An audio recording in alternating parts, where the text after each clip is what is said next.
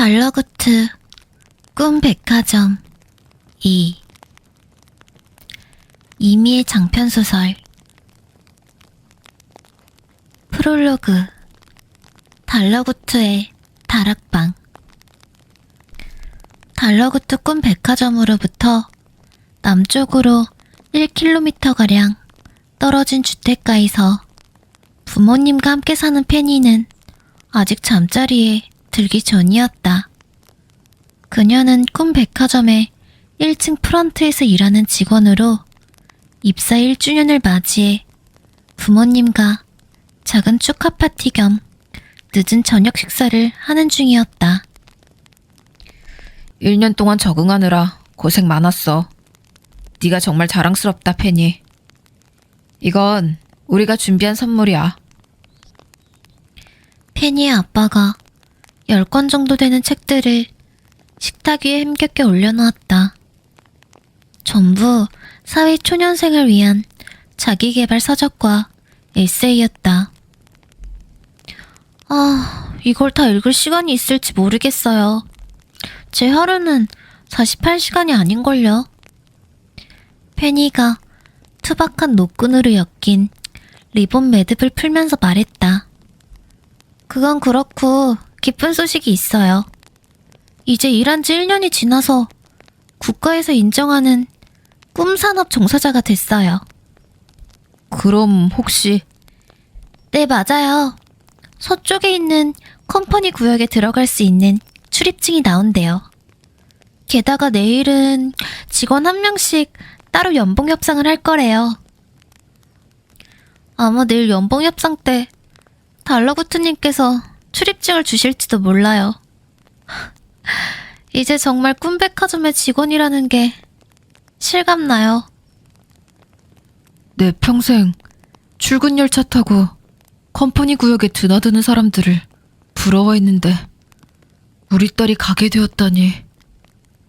아빠는 페니와 꼭 닮은 눈으로 딸을 바라보다가 감격에 겨워 말을 잇지 못했다. 컴퍼니 구역에서 일하는 사람들보다 달러구트 꿈백화점에서 일하는 게 훨씬 멋지지. 그런데 컴퍼니 구역에 가면 넌 무슨 일을 하게 되는 거래?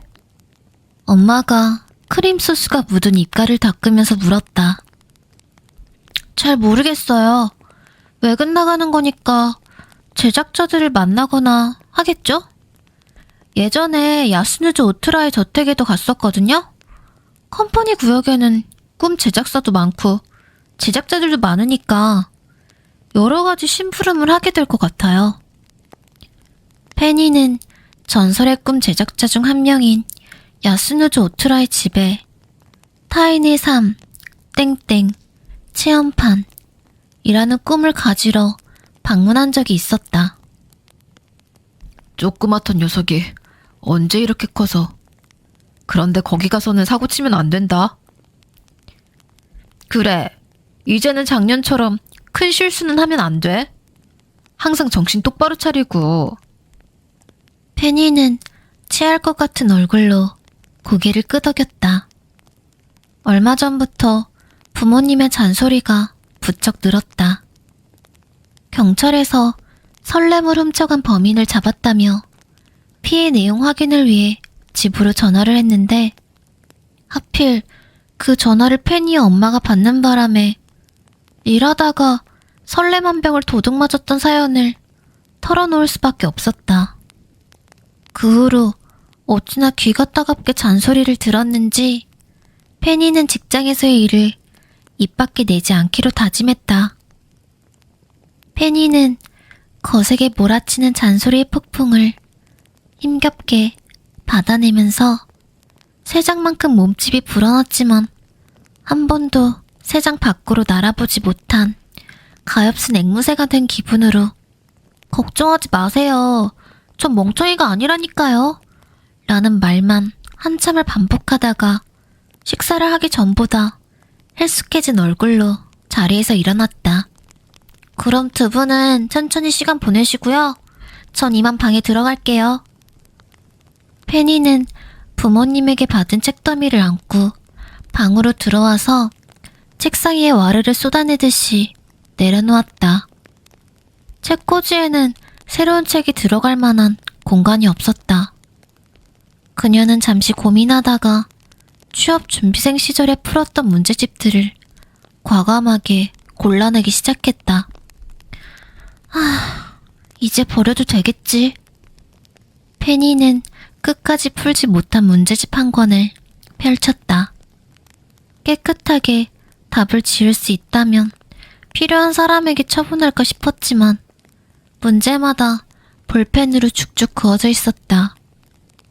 실망스럽게 페이지를 넘기던 그녀의 시선이 마지막으로 푼 흔적이 있는 문제에 멈췄다. 그건 면접 준비에 여념이 없던 1년 전 카페 2층에서 그녀의 친구인 녹틸루크 아쌈이 정답을 알려주었던 문제였다. 큐.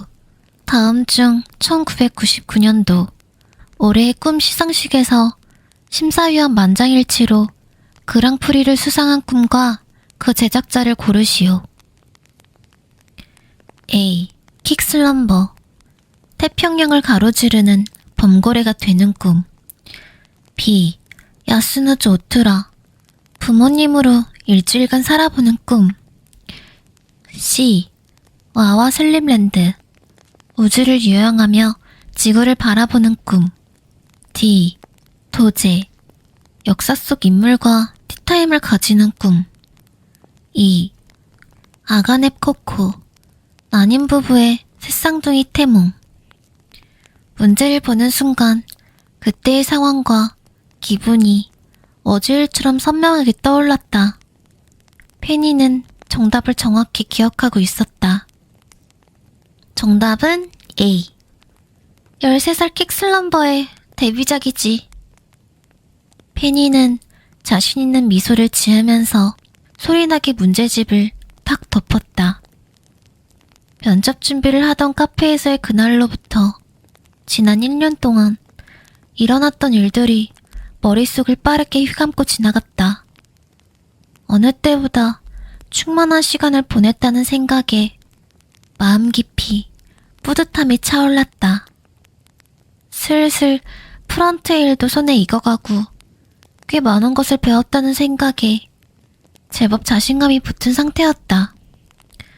페니는 자신이 알고 있는 것이 꿈 백화점에서 벌어지는 일에 극히 일부에 지나지 않다는 사실을 전혀 모른 채 콧노래를 부르며 책장을 정리했다.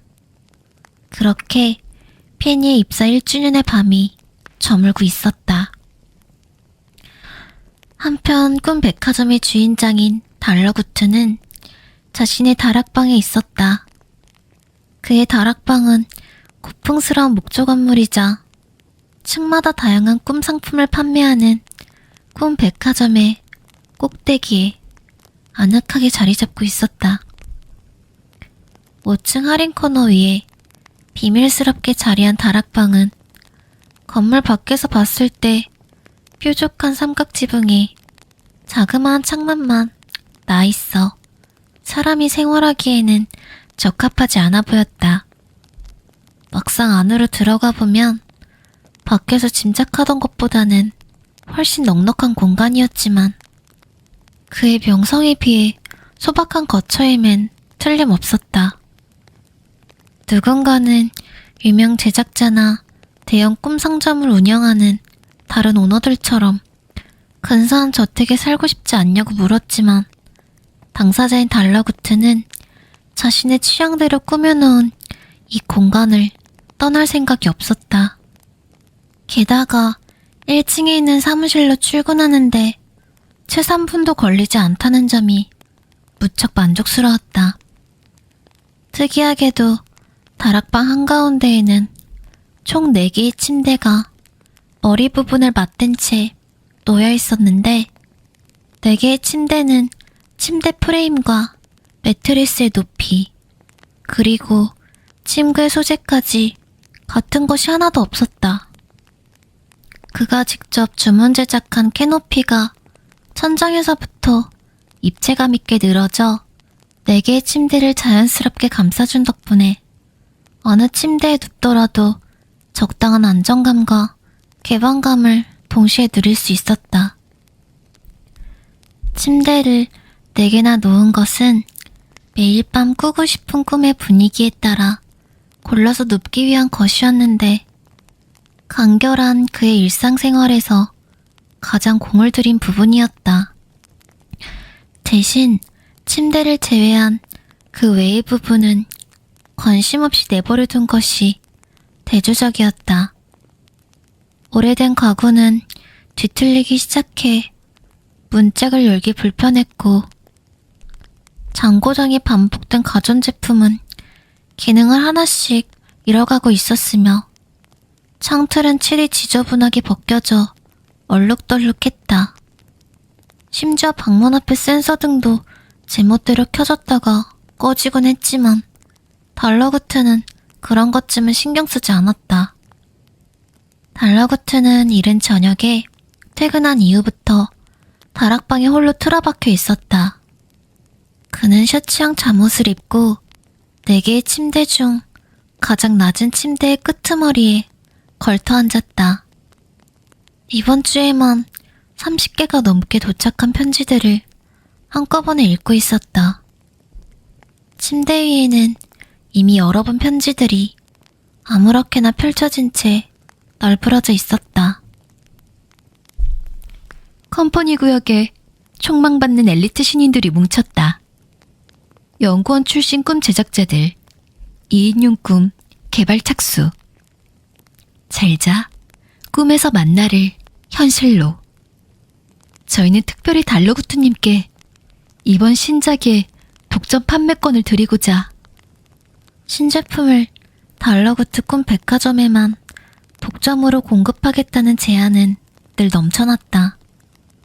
그들은 꿈 백화점과 독점 계약을 체결한다는 사실로 투자자들의 관심을 끌기 위해서 꿈이 완성되기도 전에 달러구트에게 이와 같은 편지를 보내오곤 했다.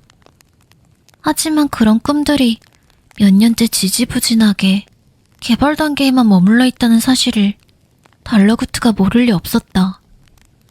그들은 꿈 백화점과 독점 계약을 체결한다는 사실로 투자자들의 관심을 끌기 위해서 꿈이 완성되기도 전에 달러구트에게 이와 같은 편지를 보내오곤 했다.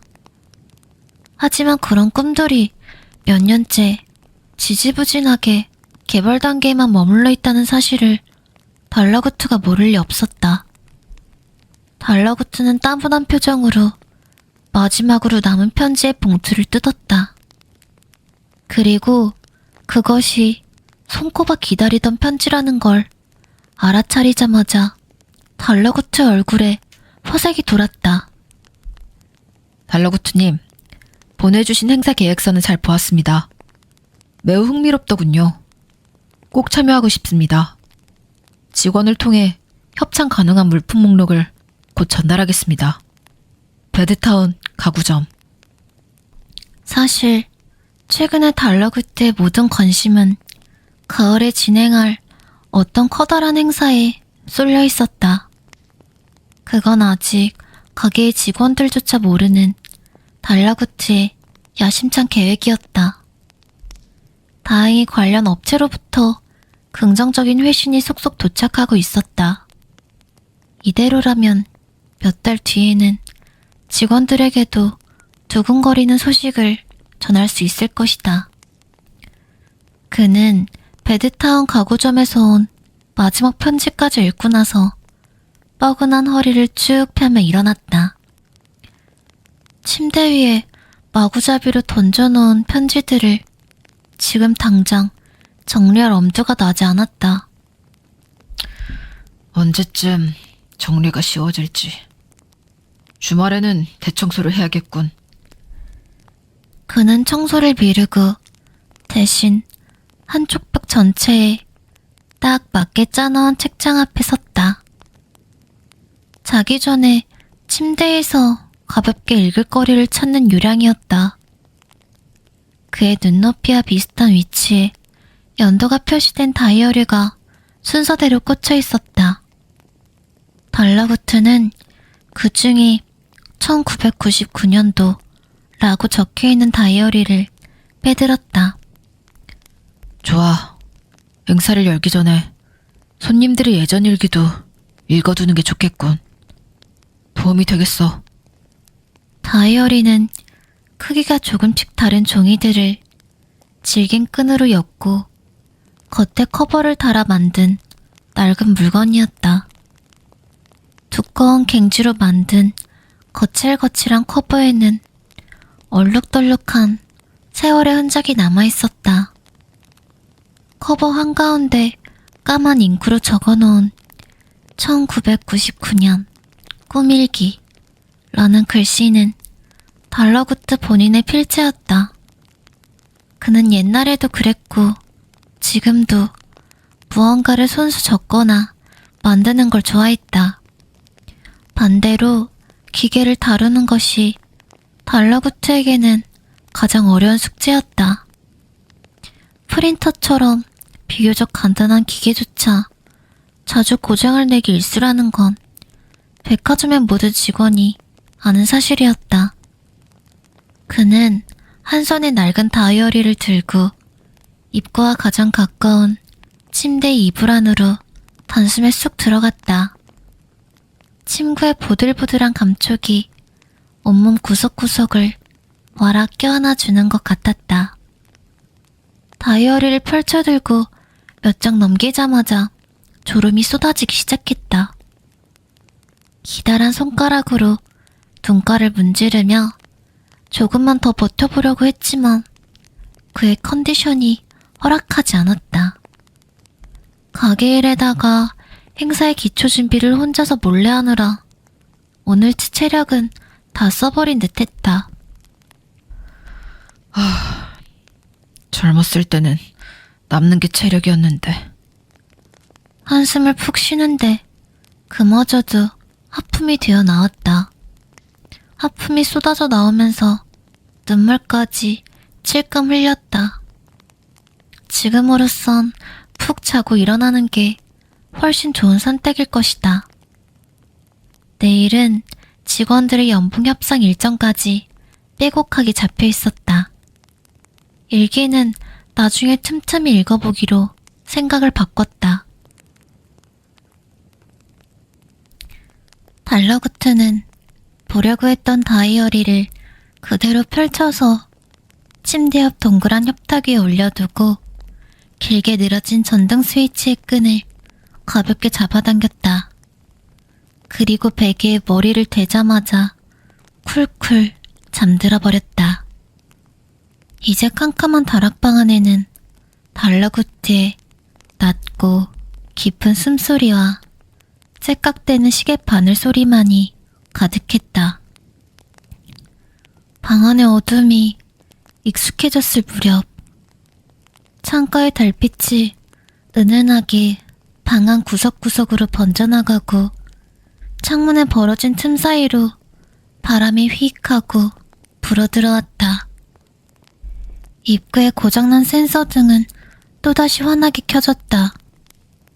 센서등의 주홍색 빛과 창문의 달빛이 맞닿았다. 달러구트가 채 읽지 못하고 협탁 위에 펼쳐진 다이어리 위를 절묘하게 비췄다. 1999년 8월 20일. 지금 막 꿈을 꾸고 난 참이다. 이 생생한 감각이 사라지기 전에 기록으로 남겨야 할 것 같다. 나는 꿈에서 거대한 범고래였다. 해안에서 출발해 점점 먼 바다로 향하고 있었다. 모자란 호흡 끝에 코로 들이닥칠 고통스럽게 짜릿짠 바닷물이나 파도에 휩쓸렸을 때 구조될 수 있을지 따위의 걱정은 꿈꾸는 동안 머릿속에 없었다. 그 압도적인 몰입감이 이 꿈에서 가장 놀라운 부분이었다. 킥슬럼버의 꿈에는 발 디딜 곳 없는 위태로운 자유가 아니라 모두가 갈망하는 안전한 자유가 있다. 수심이 깊어질수록 비로소 집으로 돌아가는 기분이 든다. 등 지느러미에서 꼬리로 이어지는 근육을 느껴본다.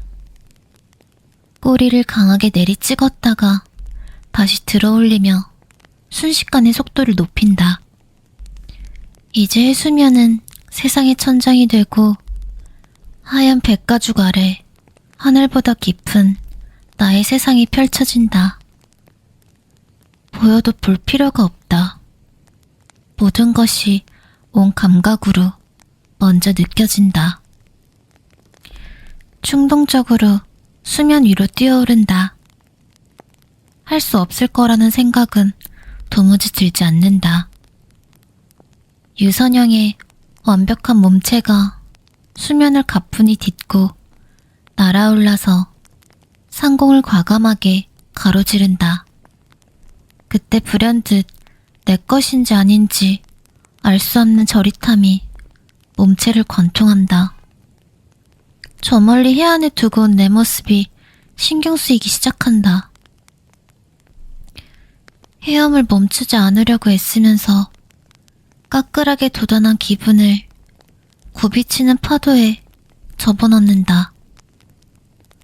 저긴 내가 있을 곳이 아니야. 그렇게 극대화된 감각에 익숙해지며 내가 진짜 범거래였던가? 하는 착각마저 들 때쯤 정신이 들기 시작한다. 범거래도 사람도 아닌 상태로 두 세계가 잠시 겹쳤다가 완전히 분리되면서 꿈에서 깼다. 13살 소년에 불과한 킥슬럼버의 꿈을 지금의 내가 꾸게 된 건 필연적인 운명 같다. 이 천재 소년은 연말에 최연소로 그랑프리 수상자가 될지도 모른다. 하지만 내가 그 광경을 직접 목격할 일은 없겠지. 이 이상은 너무 위험하다. 펼쳐진 페이지 위로 보이는 글씨는 여기까지였다. 고장난 센서 등이 꺼지고 다락방은 다시 어두워졌다. 펼쳐진 다이어리 위에 글쓴이를 알 수 없는 일기와 달러구트의 낡은 가구들, 그리고 잔뜩 어지럽혀진 잡동사니들이 한데 어우러져서 묘한 분위기를 자아내고 있었다. 꿈을 사러 온 손님들로 24시간 환하고 활기찬 아래층의 꿈 백화점과는 사뭇 다른 분위기였다. 챕터 1 페니의 첫 번째 연봉 협상. 해가 바뀐 지도 여러 날이 지나 3월 마지막 주의 금요일이었다. 푸드트럭에 고소한 양파우유 끓이는 냄새가 쌀쌀한 저녁 공기를 휘감아 거리 구석구석을 나른하게 덮이고 있었다. 덕분에 꿈을 사러 온 손님들은 따뜻한 이불을 덮고 시원한 공기 중에 머리만 빼꼼 내놓은 기분으로 쾌적하게 거리를 거닐었다. 여전히 손님들의 발길이 끊이지 않는 달러구트 꿈 백화점의 1층 로비. 야간 근무를 하는 직원들이 이제 막 출근해서 본격적으로 일을 시작하려는 가운데 프런트에서 일하는 2년차 직원 페니의 모습은 보이지 않았다. 그녀가 퇴근한 것은 아니었다.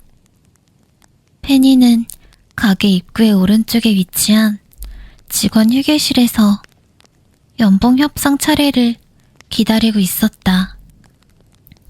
아치 형태의 나무 문을 안쪽으로 힘껏 밀면 나타나는 휴게실 안에는 페니와 5층에서 일하는 페니의 동창 모테이를 비롯해 몇몇 직원들이 함께 있었다.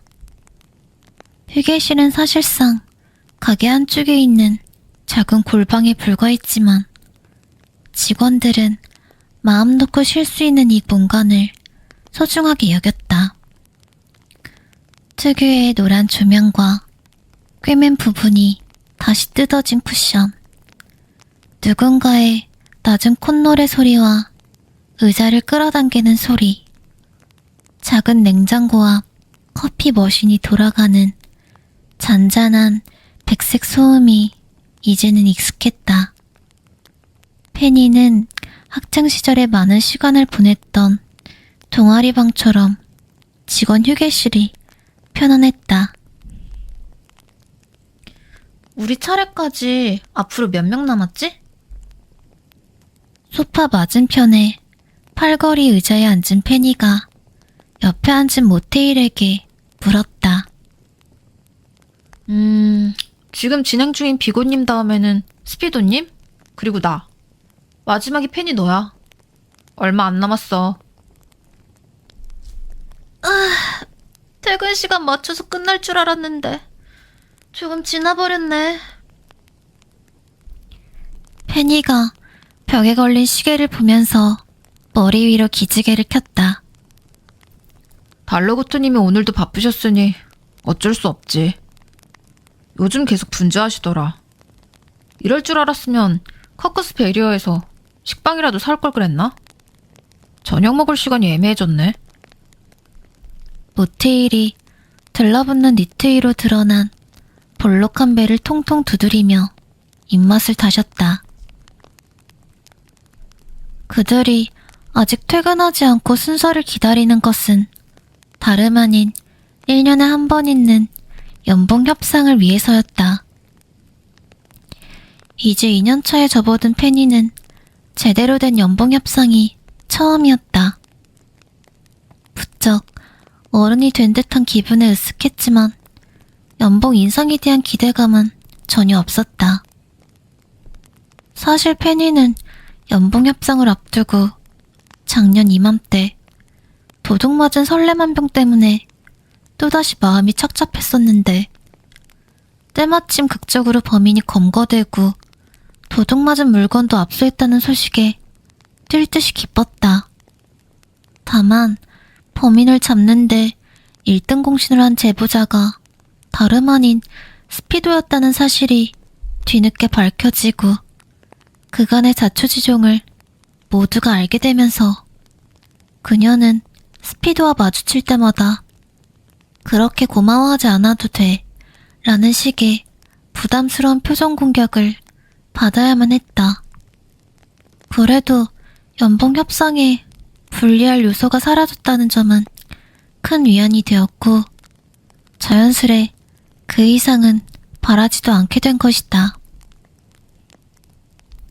크리스털 장식이 드문드문 박힌 소박한 샹들리에 바로 아래에는 3층 직원인 썸머와 같은 층의 매니저인 모그베리가 앉아있다. 썸머는 3층의 여느 직원들처럼 자기 취향대로 리폼한 직원용 앞치마를 두르고 있었는데 밑단을 완전히 뜯어놓아서 다른 직원들보다 훨씬 길었다. 썸머와 마주 앉은 모그베리의 두 뺨은 홍조를 가르기 위해서 짙게 덧바른 블러셔 덕분에 노란 조명 아래에서도 존재감이 굉장했다. 두 사람은 연봉 협상이 이미 끝났는데도 집에 가지 않고 휴게실에 앉아서 부지런히 간식을 축냈다. 커다란 간식 바구니에는 이제 심신 안정용 쿠키 같은 고급 과자는 하나도 남지 않았고 아무런 효과도 없는 평범한 동전 모양 초콜릿만 한 움큼 남아있을 뿐이었다. 썸머는 카드로 된 성형 테스트 세트를 나무 탁자에 펼쳐놓고 모그베리에게 질문을 던지고 있었다. 자, 결과를 확인해보죠, 모그베리님. 당신은 열정적인 활동가. 첫 번째 제자 유형이에요. 벌써 세 번째 같은 결과네요. 모그베리는 반짝이는 눈으로 고개를 세차게 끄덕이면서 결과에 만족스러워했다. 다시 해도 똑같이 나올까? 그녀가 집요하게 한 번 더 하겠다고 하자 썸머의 기다란 코가 불편하게 실룩거렸다. 썸머가 가지고 있는 것은 시간의 신과 새 제자 이야기를 모티브로 만든 어떤 제자의 성향에 가까운지 테스트하는 카드였다.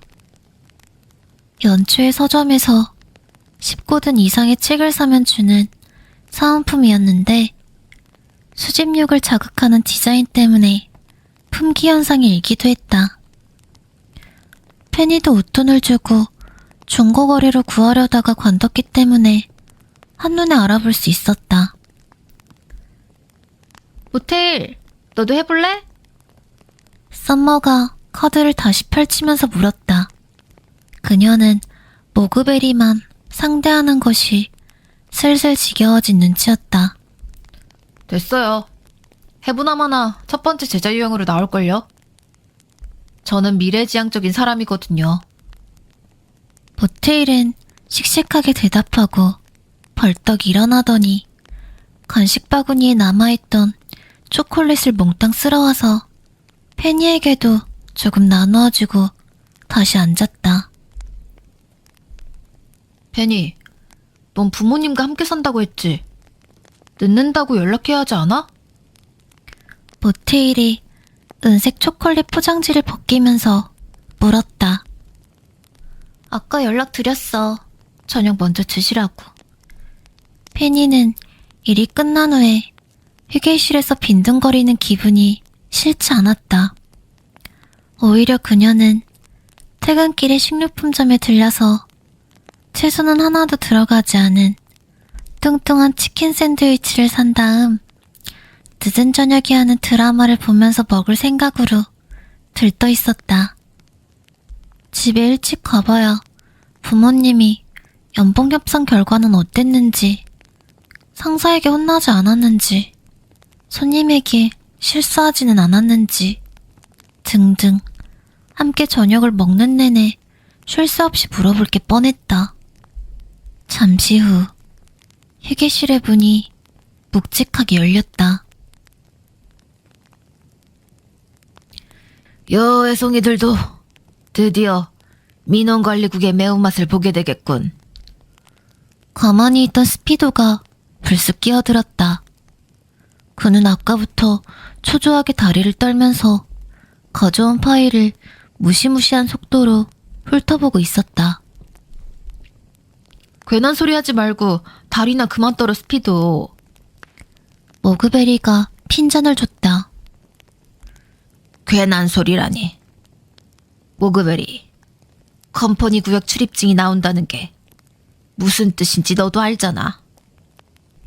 설마 놀이삼아 열차에 태워주거나 끔제 작사에 소풍이라도 보내주려고 출입증식이나 만들어주는 거겠어?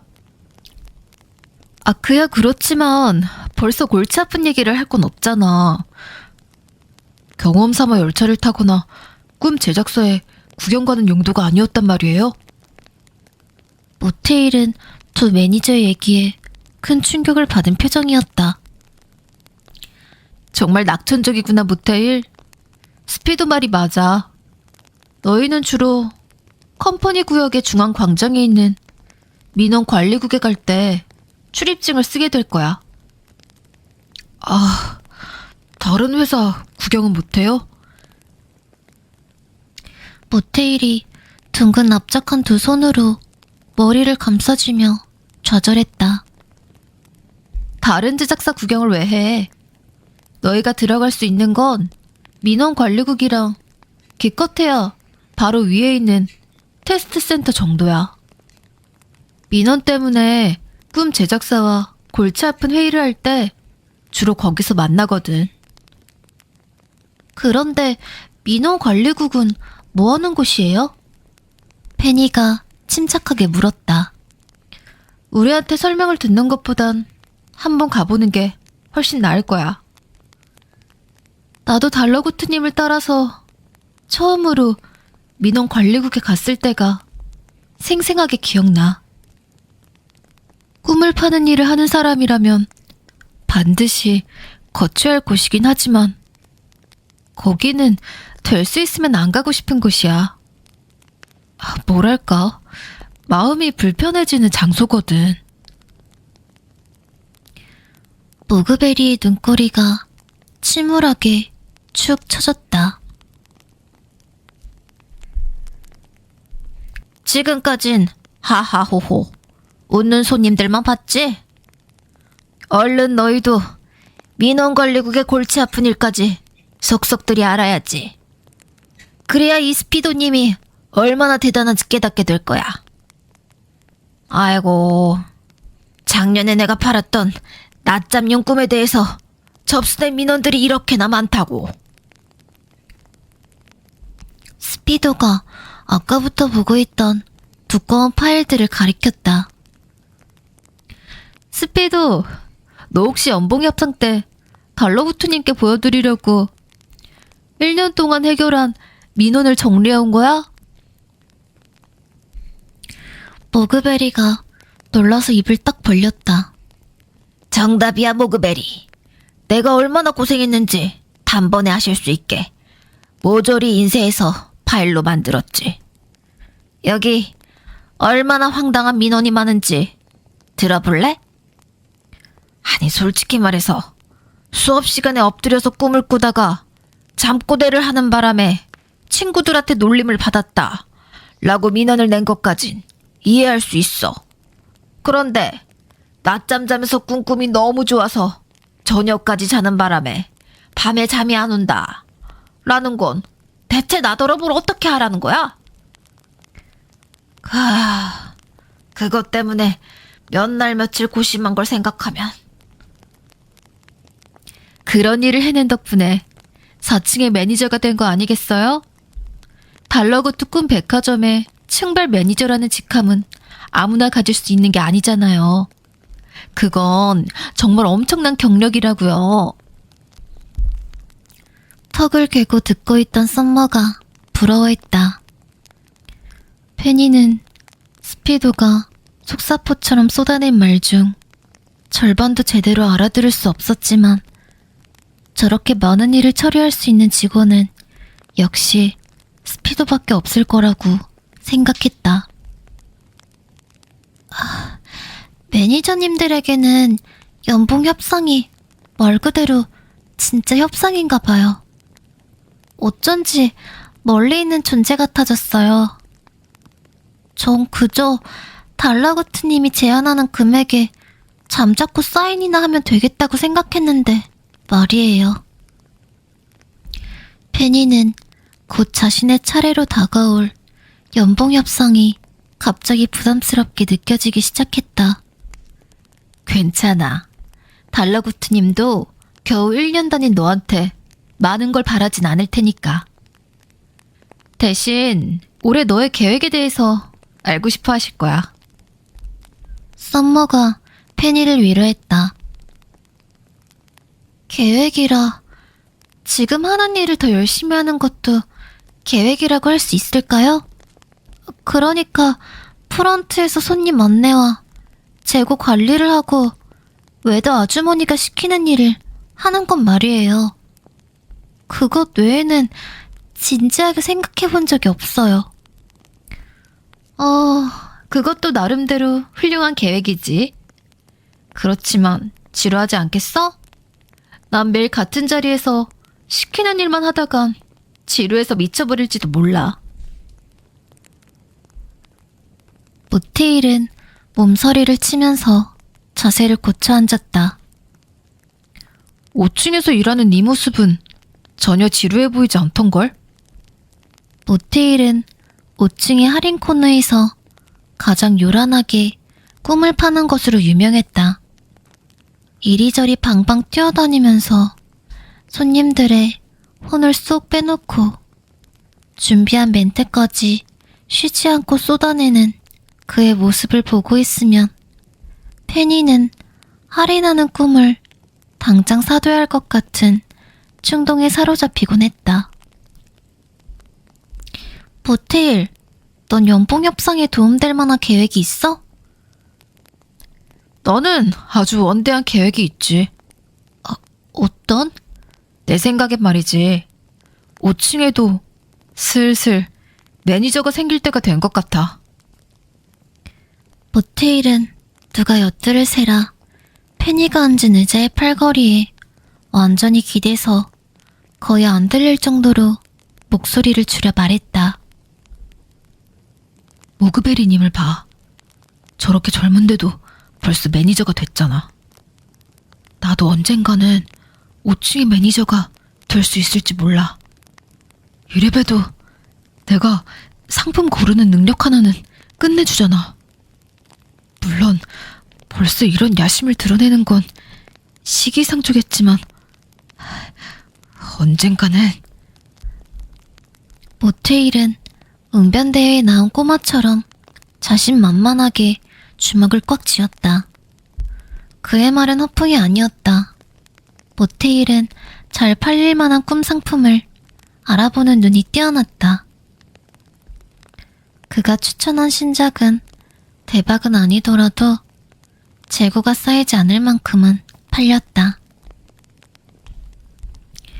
연말에 달러구트가 지급한 상품권으로 아무 꿈이나 살 기회가 있을 때도 직원들 사이에서는 뭘 사야 할지 모르겠으면 모테일이 사는 꿈을 따라서 사라 뜬 말이 오갈 정도니 말이다. 맞아. 넌 정말 꿈을 보는 안목이 탁월해. 페니는 모테일의 얘기에 살짝 충격을 받았지만 티내지 않으려고 칭찬으로 얼버무렸다. 아무래도 동갑내기인 모테일이 저 먼저 앞서 나가려는 모습이 페니에게는 불안한 자극제가 된 게 틀림없었다. 왜 진작 깨닫지 못했을까? 페니는 막연히 올해도 작년과 같은 한 해가 될 거라고 생각하고 있었다. 하지만 언제까지나 외도 아주머니가 시키는 일만 할 수는 없는 노릇이었다. 신입사원이라는 무적의 방패 뒤에 숨으면 어떻게든 해결되던 일들도 더는 기대해선 안 될 뿐만 아니라 모테일처럼 자신만의 계획이 있는 직원과는 점점 격차가 벌어질 게 뻔했다. 컴퍼니 구역의 출입증에만 철없이 들떠있다가 날카로운 현실감이 번쩍 들자 페니는 입안이 바싹 말랐다. 휴게실의 문이 다시 열렸다. 이번에야말로 비고 마이어스였다. 2층 평범한 일상 코너의 매니저인 그는 항상 기분이 좋은지 나쁜지 짐작하기 힘든 무뚝뚝한 표정이었다. 때문에 그의 표정으로 연봉 협상의 성패를 가늠할 수는 없었다. 그가 스피도에게 자네 차례야 하고 하자마자 스피도는 비장한 얼굴로 파일을 옆구리에 끼고 달러구트의 사무실로 향했다. 비고 마이어스도 뒤돌아서 그대로 나가려는데 모그베리가 그를 불러세웠다. 비고님도 성향 테스트 한번 해보세요. 어떤 유형일지 궁금해요. 시간의 신과 새 제자 중에 어떤 제자와 비슷한 성향인지 알아보는 거예요. 모그베리는 썸머가 케이스에 얌전히 넣어놓은 카드를 천진난만하게 다시 끄집어내기 시작했다. 관심 없어. 애초에 사람 성향이 고작 세 종류일 리가 없잖아? 비고가 시큰둥하게 대꾸했다. 괜한 성질이셔. 재미로 하는 건데요 뭐. 그럼 어디 보자. 페니, 네가 해볼래?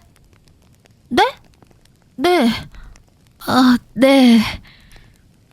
페니는 딴 생각에 잠겨있다가 옹겁결에 대답해버렸다. 신난 모그베리는 냉큼 페니 앞쪽으로 자리로 옮겨와 카드를 넓게 펼쳤다. 총 25장의 카드는 한 장 한 장 서로 다른 아름다운 장식이 그려져 있었고 모서리 부분이 대각선에 놓인 카드와 가늘게 이어져 있었다.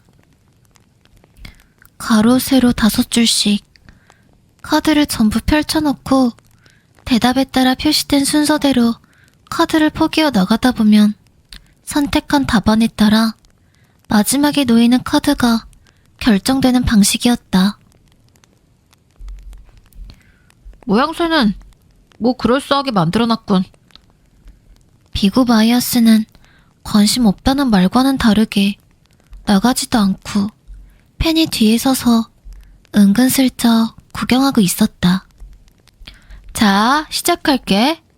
내가 묻는 말에 모두 대답하면 이 세 장의 카드 중 하나가 나오게 될 거야. 모그베리는 썸머에게 배운 대사를 그대로 읊으면서 맨 아랫단에 띄엄띄엄 자리한 반투명의 화려한 카드 3장을 가리켰다.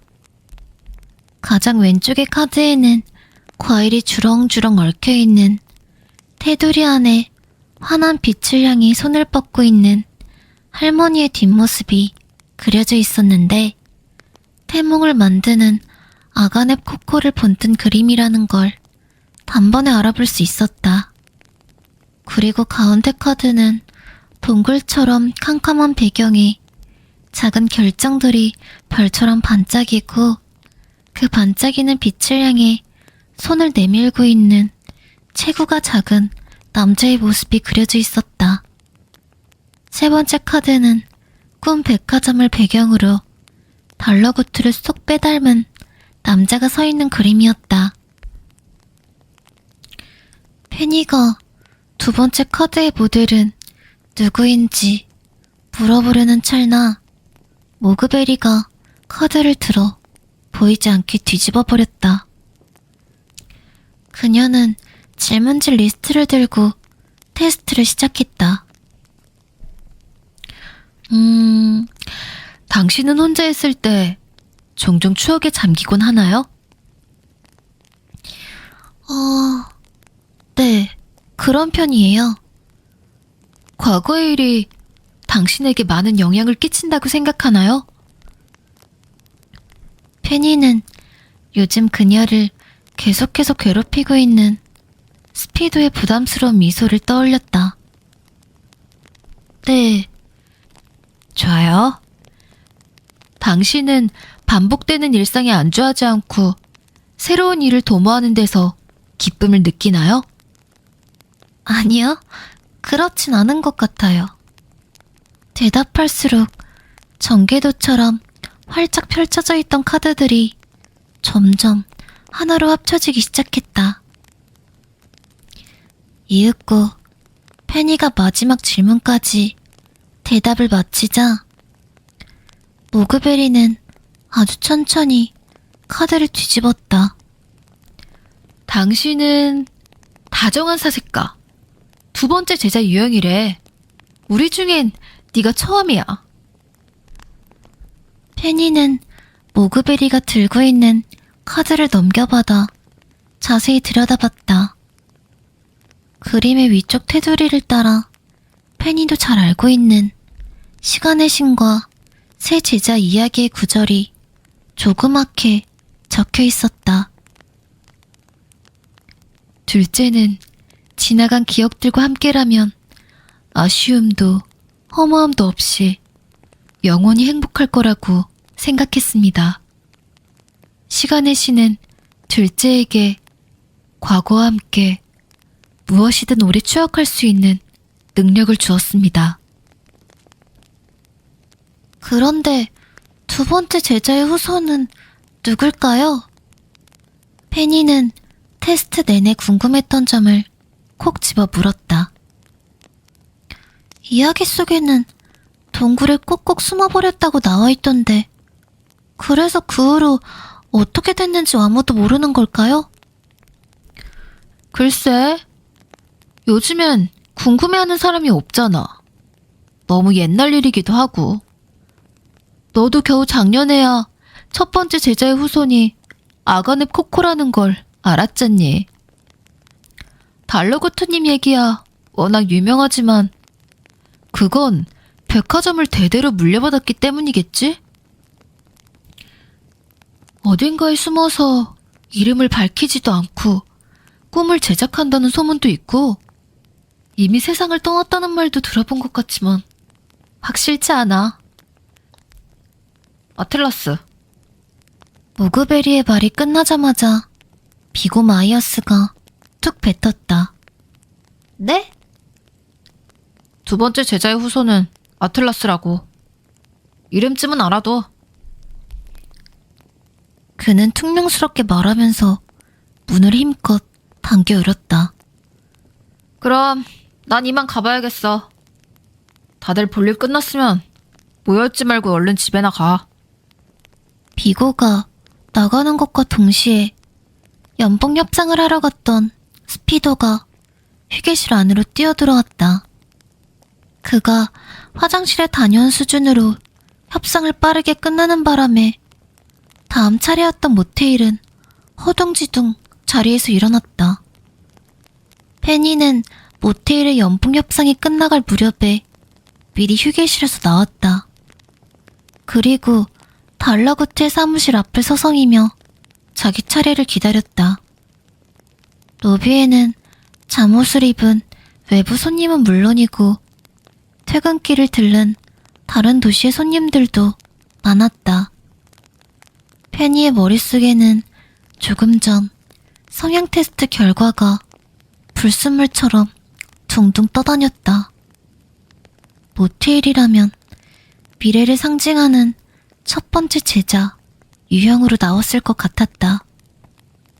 모테일이 목표 지향적이고 의욕적인 것이 만약 타고난 성향 때문이라면 두 번째 제자 유형인 나의 장점은 뭘까?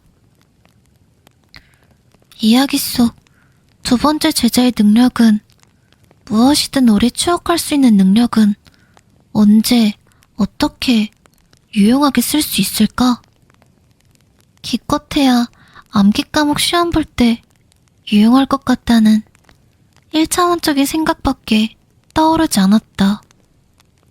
비고 마이어스의 말처럼 사람의 성향을 고작 세 가지로 나눌 수 없다는 걸 알면서도 생각이 꼬리에 꼬리를 물고 엉뚱하게 흘러갔다. 페니는 생각에 잠겨있느라 문이 열리는 기척도 느끼지 못했다. 연봉 협상을 마치고 나온 모테일이 문 앞에 멍하니 서 있는 페니를 이상하다는 듯 쳐다봤다. 페니, 너 괜찮아? 아, 끝났구나. 난 괜찮아. 아무것도 아니야. 그럼 다행이고 어서 들어가 봐. 모테일이 친절하게 문을 살짝 잡아주었다. 그는 기분이 좋아 보였다. 아무래도 연봉 협상 결과가 만족스러운 모양이었다. 고마워, 모테일. 페니가 사무실로 들어가자 책상 너머에 앉은 달라구트가 손을 들어 반겼다. 달러구트는 흰색 털실과 검은색 털실이 섞인 스웨터를 입고 있었는데 흰머리와 검은 머리가 적절히 섞인 그의 밤곱슬 머리를 본떠서 만든 디자인처럼 보였다. 오래 기다렸지? 정말 미안하구나. 어서 앉으렴. 괜찮아요, 달러구트님. 달러구트가 평소에는 잘 쓰지 않는 태가 가느다란 돋보기 안경을 집어들었다. 안경을 쓴 그의 모습은 평소보다 더 통찰력 있어 보였다. 하지만 철두철미해 보이는 겉모습과는 다르게 사무실 여기저기에서는 인간미가 넘쳐 흘렀다. 말썽이 잦은 구형 프린터는 오늘도 적색 경고등이 깜빡이고 있었고 커다란 책상에는 결제를 기다리는 서류들과 뒤집어 놓은 낡은 다이어리, 마시다 반 음료수 등 온갖 잡동사니로 어수선했다. 조금 어지러운 상태가 오히려 편안한 사람들이 있단다. 달라구트는 페니가 무슨 생각을 하는지 안다는 듯이 태연하게 말했다. 오늘은 심신안정용 쿠키는 필요 없겠지? 아, 그럼요. 페니가 애써 여유로운 척하면서 빙긋 웃었다. 자, 1층 프런트 직원 페니의 첫 번째 연봉 협상이구나. 어디 지난 한 해를 되돌아볼까? 달러구트는 책상 위 어딘가에 있을 페니에 관한 정보가 적힌 종이를 찾기 시작했다. 그는 연필꽂이 밑에 깔린 종이를 빼내려다가 팔꿈치로 먹다 남은 음료수병을 쓰러뜨릴 뻔했다.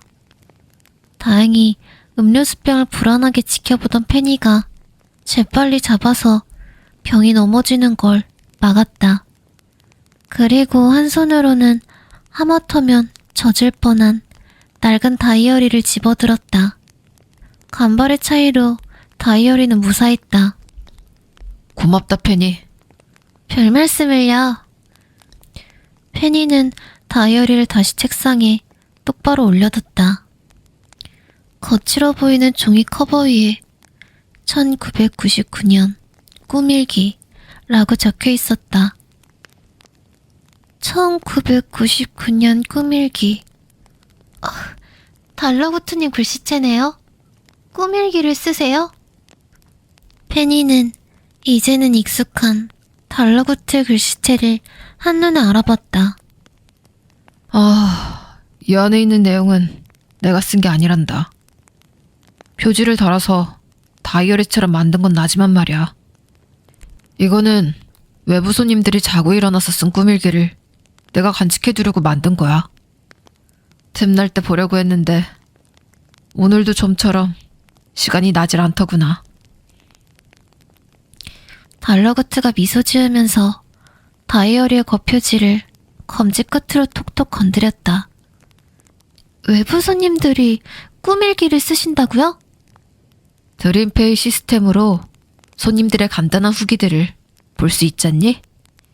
이건 그 중에서 유달리 길고 상세한 후기라고 생각하면 쉽겠구나. 꿈을 꾸고 나서 일기를 쓰다니 굉장해요.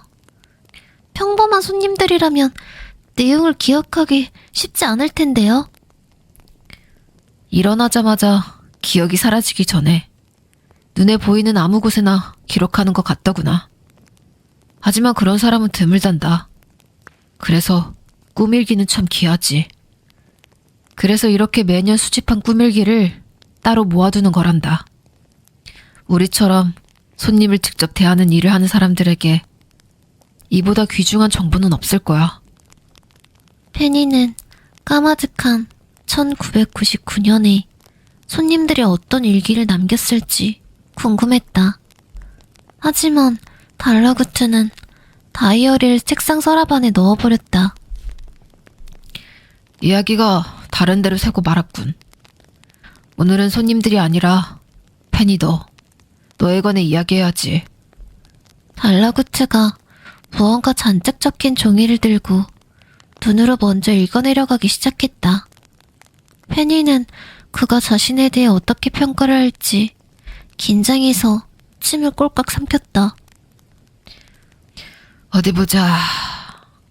웨더는 네가 제법 믿음직스럽다고 하더구나. 저녁 시간대 일하는 무드도 너의 일처리가 깔끔해서 마음에 든다고 했고, 아무렴 가까운 사람들의 의견만큼 중요한 건 없지.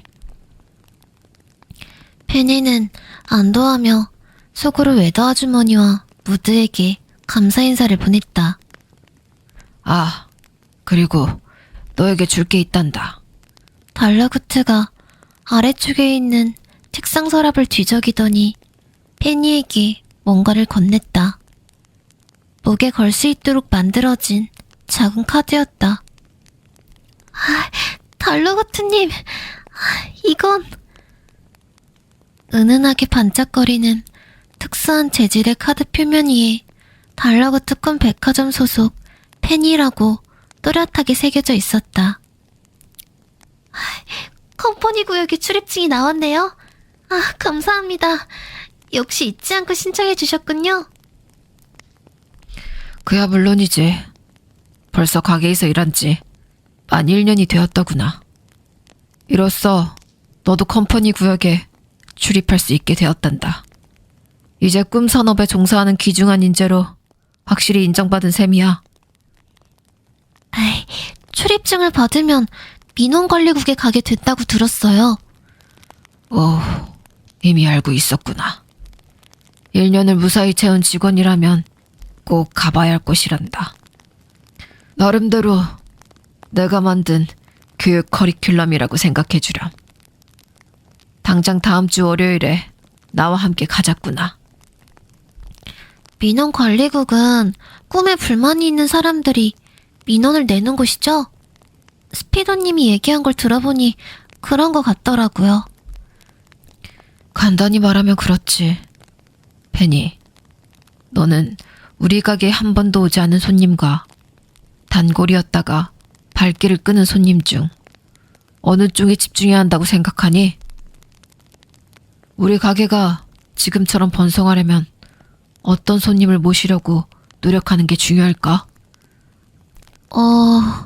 새로운 손님을 모셔오는 것도 중요하고, 기존의 손님을 다시 모셔오는 것도 중요하고, 그런데 꼭 하나를 골라야 한다면, 달러구트는 가끔 기습적인 질문으로 페니를 당황하게 했다. 그리고 이런 질문을 할 때마다 그의 흑갈색 눈동자에 눈에 띄게 생기가 감돌았다. 그의 흑갈색 눈동자에 눈에 띄게 생기가 감돌았다. 저는 단골 손님들이 소중해요. 그건 아마 프런트에서 매일 보는 눈꺼풀 저울들과 정이 들어서일 거예요. 일하다 보면 손님들과 함께 있는 것 같은 기분이 들거든요. 페니는 단골 손님들의 눈꺼풀 저울이 매끄럽게 움직이는 모습과 특유의 달각거리는 소리를 좋아했다. 그리고 저울의 추가 움직이고 손님의 수면 상태가 렘 수면으로 바뀌었을 때 곧이어 문을 열고 들어오는 손님들. 눈에 익은 그 얼굴을 보는 순간만큼 반가운 건 없었다. 내 생각도 그렇단다.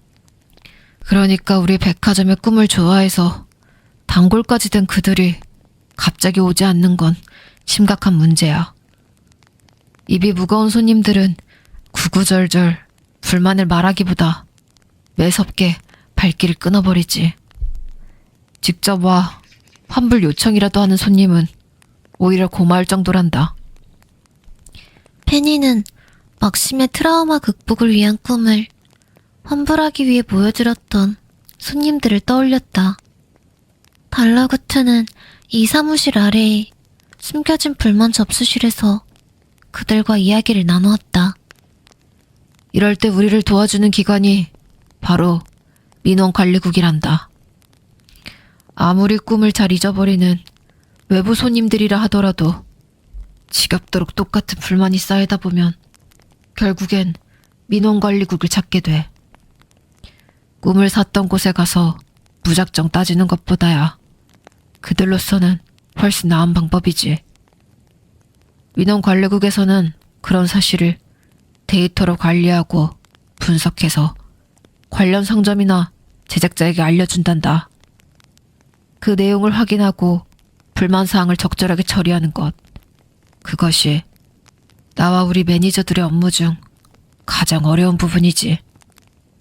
페니는 쉽게 이해할 수 없었다. 외부 손님들에게는 꿈값도 후불로 받는데 왜 그게 문제가 되죠? 손님들이야 어느 쪽으로든 손해볼 게 없지 않나요?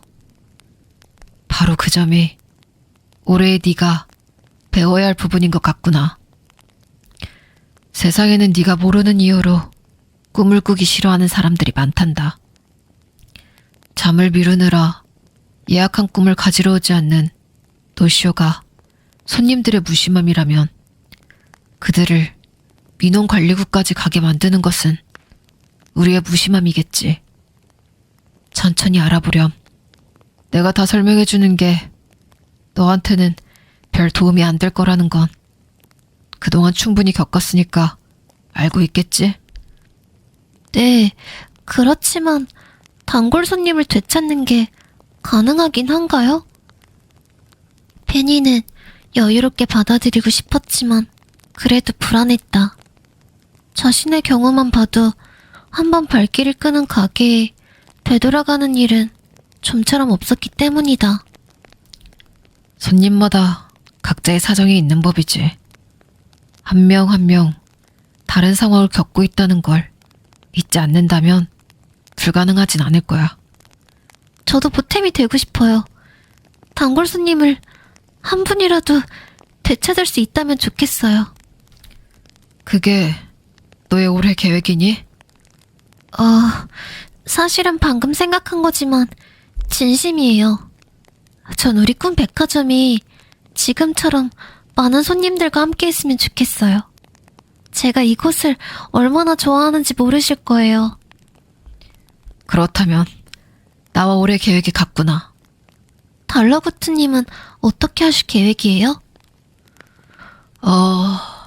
한 가지 계획하고 있는 일이 있긴 하단다. 아직 확정된 일이 아니라서 성급하게 말해줄 순 없지만 말이야. 처리해야 할 일들이 제법 남아있어. 특별한 일을 계획하고 계시는군요. 힌트라도 조금 주세요. 글쎄다. 나는 물론이고 많은 손님이 좋아할 행사라는 것, 그건 확실하단다. 정말요? 자, 다시 원래 이야기로 돌아가자꾸나. 이런, 이미 퇴근 시간이 훌쩍 지났구나. 얼른 연봉 계약을 끝내고 나도 저녁을 먹어야 해. 열심히 일하고 난 뒤에 먹는 맛있는 저녁. 그건 정말 중요하거든. 어디 보자. 내가 생각하는 연봉은 이 정도면 될 것 같은데. 어떠니? 달러구트가 연봉 계약서에 만년필로 X를 적어서 페니에게 내밀었다. 그건 생각했던 것보다 넉넉한 금액이어서 페니는 주책맞게 입꼬리가 올라가지 않도록 표정 관리에 신경 써야 했다. 달러구트는 앞으로의 기대치를 연봉에 미리 반영한 모양이었다. 베니, 우리가 벌어들인 돈은 손님들의 귀중한 감정과 맞바꾼 것이니까 이 무게를 잊지 않도록 해야 한다. 페니가 사인하는 동안 달러구트가 조언했다. 네, 명심할게요. 연봉 계약서 위의 숫자가 마치 백화점을 다녀간 손님들의 수처럼 보이면서 적당한 긴장과 기분 좋은 의욕이 발끝에서부터 찰랑찰랑 차올랐다. 그럼 월요일에 보자꾸나. 아차, 잊을 뻔했군. 이것도 같이 가져가렴. 출근 열차 시간표란다. 달러구트가 깨알 같은 글씨들이 촘촘하게 적힌 시간표 하나를 내밀었다. 출근 열차의 운행 시간은 분 단위로 표시되어 있어. 7시쯤에 집에서 가까운 정류장에서 타렴. 나는 가게 근처에서 탈 거야. 네. 월요일에 봬요. 페니는 달러구트의 사무실에서 나오자마자 열차 시간표에 깨알 같은 글씨들 속에서 집과 가장 가까운 정류소를 겨우 찾아내 빨간색 볼펜으로 크게 동그라미를 쳤다. 식료품점 아드리아의 부엌 정류소 오전 6시 55분 출발. 시간표 맨 아래에는 주의사항이 굵은 글씨로 적혀 있었다. 출근 열차는 자가용이 아닙니다. 시간을 정확히 지켜주십시오. 페니는 출입증과 열차 시간표를 손에 올려놓고 한참을 쳐다봤다. 출입증에 새겨진 펜이라는 이름을 손끝으로 더듬으면서 배시시 웃음을 지었다. 작년보다 더 넓은 세상을 볼 수 있을 거라는 기대와 비로소 완전해진 소속감으로 저녁을 먹지 않았는데도 기분 좋은 포만감이 들었다. 페니는 물건들을 손가방에 소중하게 집어넣고 가게를 나섰다. 그리고 이제 완전히 어두워진 상점과의 거리를 평소보다 경쾌한 걸음으로 가뿐하게 가로질러 걸어갔다.